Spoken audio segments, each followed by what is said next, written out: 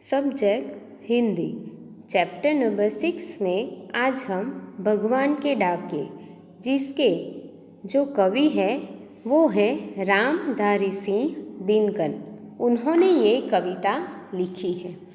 इस कविता में कवि ने पक्षियों और बादलों को भगवान के डाके माना है और वह कहना चाहते हैं कि यही है जो मुक्त भाव से एक स्थान से दूसरे स्थान पे जाते हैं। ये ईश्वर के संदेशावाहक है, यानी कि जो खुशखबरी भी लेके आते हैं और अच्छी अच्छी बातें लोगों तक पहुंचाते हैं। पक्षी और बादल ये भगवान के डाके हैं। जैसे पक्षी एक जगह से दूसरी जगह पे जाते हैं और बादल वो भी हवाओं के साथ अपना रूट यानी कि एक जगह से दूसरी जगह पे जाता है।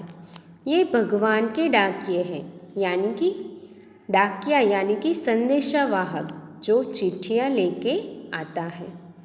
महादेश से यानी विशाल देश, बहुत बड़ा देश, दूसरे महादेश को जाते हैं।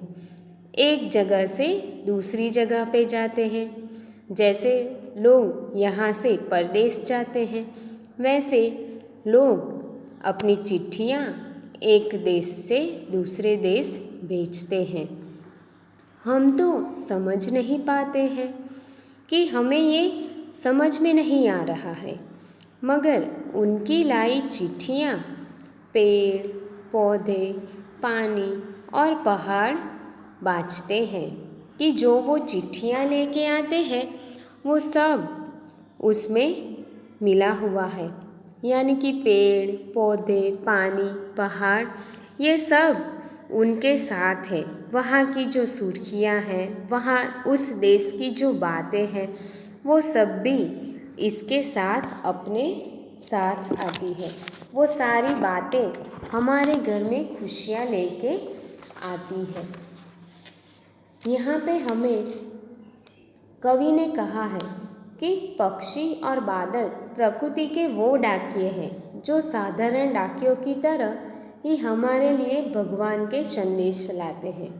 दुख की बात तो ये है कि ज्ञानी कहलाने वाले हम मनुष्य उनकी लाई चिट्ठियों को पढ़ नहीं पाते हैं, कि कभी कभी हम चिट्ठियाँ पढ़ नहीं पाते। ये डाकिए किसी सीमा में बनकर काम नहीं करते।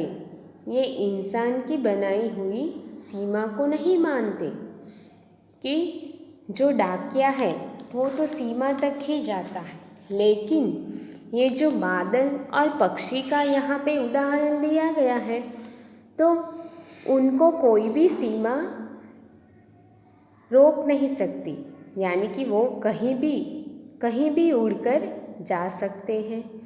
वे एक देश से दूसरे देश में भगवान का भेजा हुआ प्रेम, सद्भाव, समानता तथा एकता का संदेश हमारे बीच फैलाते हैं।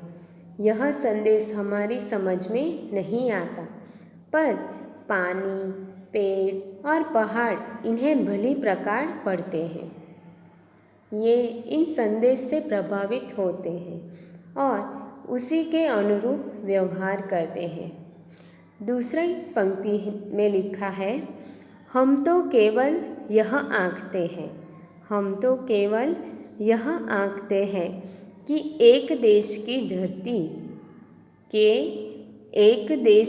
धरती दूसरे देश को सुगंध भेजती है और वह सौरभ हवा में तैरते हुए पक्षियों की पाँखों पर तीरता है और एक देश का भाप दूसरे देश में पानी बनकर गिरता है, दूसरे देश में पानी बनकर गिरता है।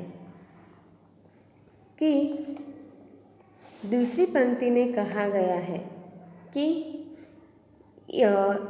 कवि अपना विचार यहाँ पे स्पष्ट करता है कि पृथ्वी पर एक प्रदेश के फूलों की सुगंध वायु में तैरकर वह पक्षियों के पंखों द्वारा दूसरे देश में बिना किसी बाधा के जाती है। एक देश में बादल बनते हैं और दूसरे देश में बरसते हैं। भाव यह है कि प्रकृति किसी बंधन में नहीं बनती है और नहीं किसी के प्रति कोई भेदभाव रखती है। मनुष्य कोई भी राह पर चलना चाहिए, पर आपसी भेदभाव को मिटाकर प्रेम पूर्वक रहना चाहिए। कवि विश्व एकता का संदेश देना चाहते हैं और यही बात हमें यहाँ पे बताई गई है। हमें भी यह बात का ध्यान रखना चाहिए कि हमें सभी के साथ प्रेम पूर्वक रहना चाहिए, किसी के साथ भी हमें भेदभाव करना नहीं चाहिए। Thank you.